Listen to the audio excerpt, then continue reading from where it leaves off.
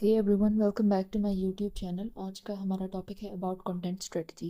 Basically as a freelance content writer, जब आप content writing करते हैं उससे पहले आपको कंटेंट स्ट्रेटजी को प्लान करना होता है। कंटेंट स्ट्रेटजी में आपने प्लानिंग करनी होती है और आपने प्रॉपरली जो है वो कंटेंट को मैनेज करना होता है। आपने ये चीज़ देखनी होती है कि आपका जो टारगेट ऑडियंस है वो क्या है, आपने कौन सा मैसेज डिलीवर करना है, किस तरह का मैसेज आपने डिलीवर करना है, उसके लिए कौन सा फॉर्मेट यू शुड अडॉप्ट। और लास्ट में आपने ये देखना होता है कि किस चैनल के थ्रू यू कुड से कि किस तरह से आप इस कंटेंट को जो है वो डिलीवर करेंगे।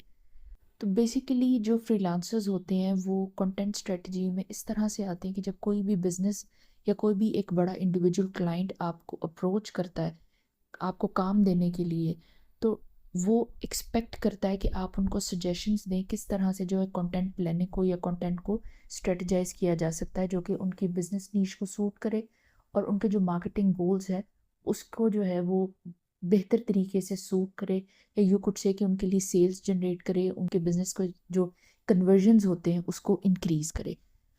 अब हम बात करेंगे कि कंटेंट स्ट्रेटजी की पूरी जो प्लानिंग होती है या फिर when do content writers work on content strategy.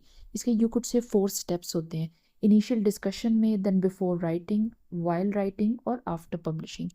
Initial discussion में मोस्ट ऑफ द टाइम्स ऐसा होता है कि क्लाइंट्स के पास प्रॉपर कंटेंट प्लान मौजूद नहीं होता, तो वो फ्रीलांस राइटर्स से एक्सपेक्ट करते हैं कि वो उनको सजेस्ट करे कि कौन कौन से टॉपिक्स पे कंटेंट लिखना चाहिए, कौन सा फॉर्मेट यूज़ करना चाहिए कंटेंट के लिए, और कौन कौन सी एसईओ स्ट्रेटजीज और किस तरह से अपडेटेड एसईओ स्ट्रेटजीज को इम्प्लाई करना चाहिए ताकि ऐसा कंटेंट जनरेट हो जो उनकी बिजनेस नीश के साथ अलाइन करे, मैच करे और सूट करे।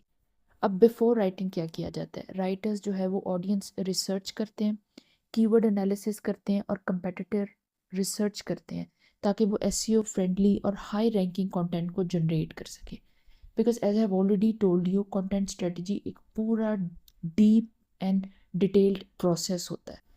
जब राइटिंग करते हुए आपने क्या चीज़ इंश्योर करनी होती है, आपने इंश्योर करनी होती है कि आपका जो कंटेंट है वो जो बिजनेस है या फिर ब्रांड है उसकी टोन के साथ कंसिस्टेंट हो, अलाइन करे।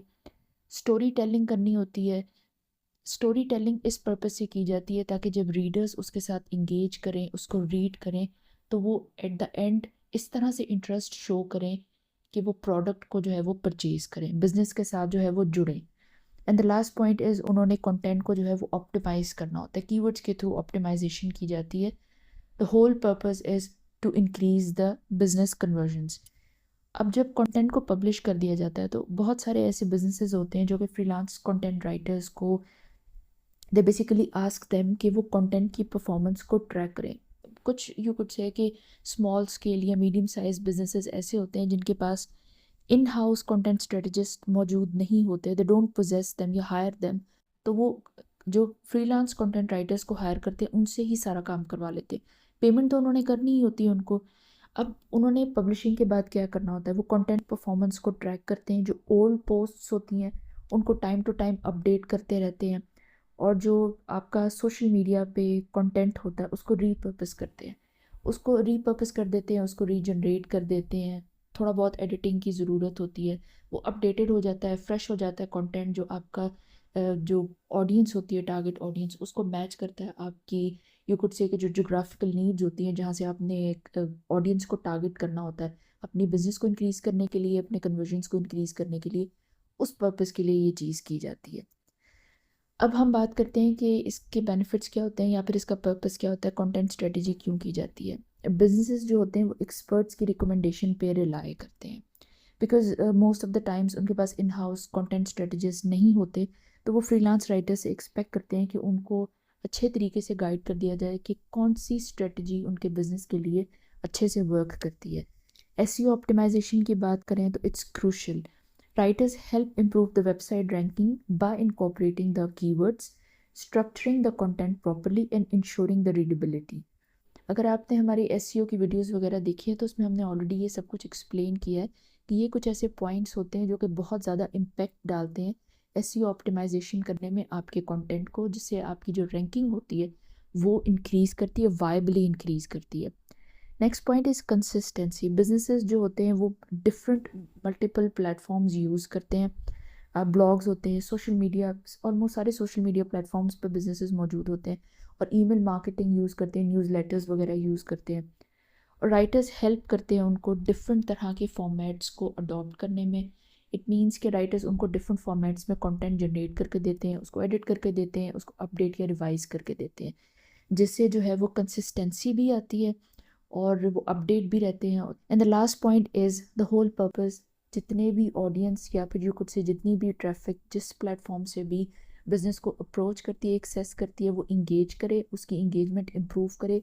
अच्छे कंटेंट से इंगेजमेंट इम्प्रूव करती है, और एट द एंड जो है आपकी जो कन्वर्जन होती है ब्रांड की, बिजनेस की, वो इमेंसली इंक्रीज करती है। जो बेसिकली फ्रीलांस राइटर्स होते हैं जो कंटेंट स्ट्रेटजी को अच्छे तरीके से अंडरस्टैंड करते हैं, वो हमेशा बिजनेसेस को ज़्यादा वैल्यू करते हैं। तो जो बेसिकली जिस तरह का जो कम्पेटिटिव इन्वायरमेंट चल रहा है, कम्पेटिटिव मार्केट है, तो आपको कंटेंट स्ट्रेटजी को अच्छे तरीके से लर्न करने की ज़रूरत है। You need to master in as a freelance content writer. आपको खुद को अपडेट करते रहना पड़ता है, रिसर्च करें, रीड करें, ताकि जितना ज़्यादा हो सके आप अपने आप को इम्प्रूव करें विद एवरी पासिंग डे, ताकि मैक्सिमम क्लाइंट्स जब आप उनको अप्रोच करते हैं तो वो आपको हायर करें, because you are producing quality.